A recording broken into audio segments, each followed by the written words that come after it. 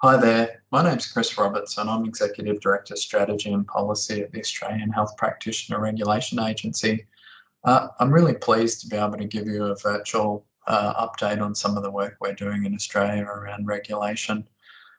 So we've been around for almost 11 years now in the national scheme, and we came about due to a number of factors. You can see on this slide the Australian Productivity Commission did a research report in 2005 that raised significant concerns about Australia's health workforce and its future, and recommended that we be established as part of a national regulatory model with specific workforce goals in addition to public protection goals.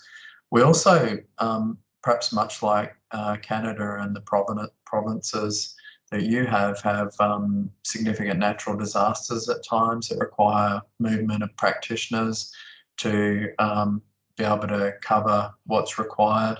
And we've had a number of scandals in healthcare, with perhaps the most notable one being the Bundaberg Hospital issues with Dr. Patel.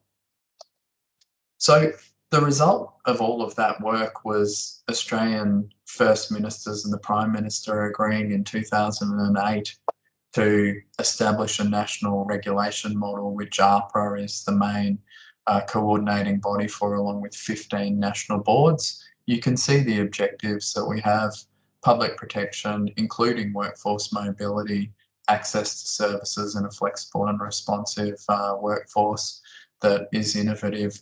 We also have objectives around high quality education and training, which links to our accreditation work. Just in terms of the roles of the different bodies within our national work, we have national boards, and there's 15 of those that cover 16 different professions. We also have Ahpra, as I mentioned, the Australian Health Practitioner Regulation Agency, which is the regulatory body that administers our scheme. And then we have 15 separate accreditation authorities that exercise accreditation functions for courses and assessment of internationally qualified practitioners in most cases. And they do that in an independent way from the national boards and Ahpra. So 11 years into the national registration scheme, we have over 800,000 registered health practitioners nationally and 190,000 registered students. We started with all the registered professions nationally in 2010. We then added in 2012 4 additional professions, and then in 2018 paramedicine joined this national scheme as well with a board. Now, we have significant health workforce data that we collect. So we collect our core registration data every year at renewal.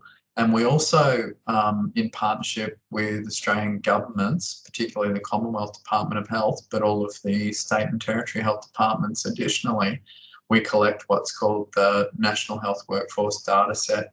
You can see a screenshot of the website that's publicly available, and the reports are generated there. There's data tools and a number of other workforce planning and health data and resource models that are presented there.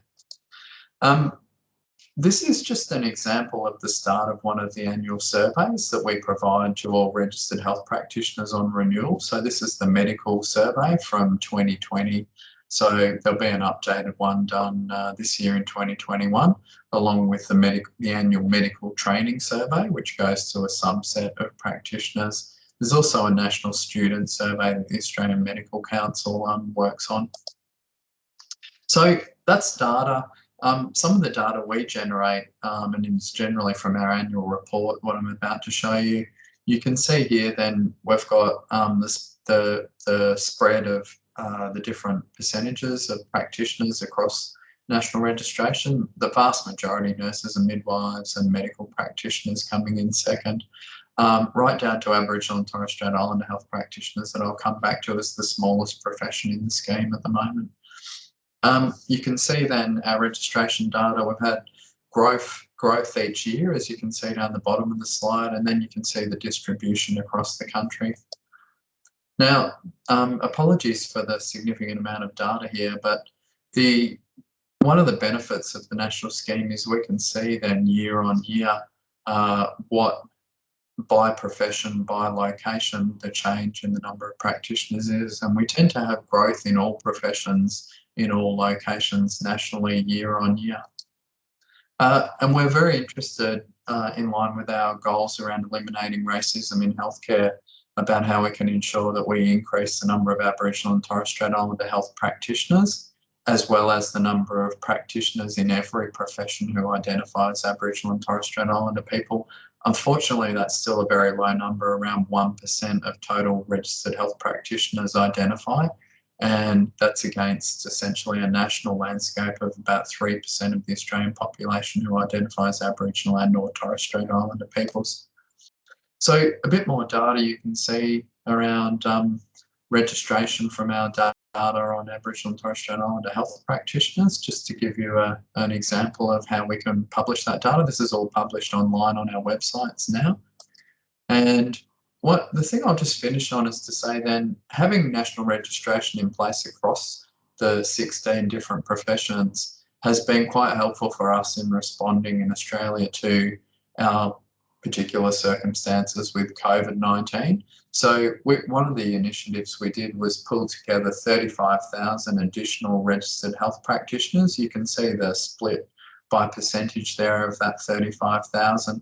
We had them on a sub-register, so they were returned to be able to practice without any fee and without having to meet any additional requirements for that period. We've extended the sub-register for a short period now for vaccination purposes, and again, that's available now to ensure that health services are supported and maintained. A number of other things that the national scheme allowed us to do during the COVID response you can see on the slide here, and we're certainly looking very intently at the impacts downstream on education, which are significant for us and for many other countries. We've been quite fortunate so far in being able to adjust clinical placements and the like to have minimal impact so far on the future pipeline of registered health practitioners coming in. Thanks very much for your time, and very happy if anyone wanted to contact me via any of these ways to get more information. Take care.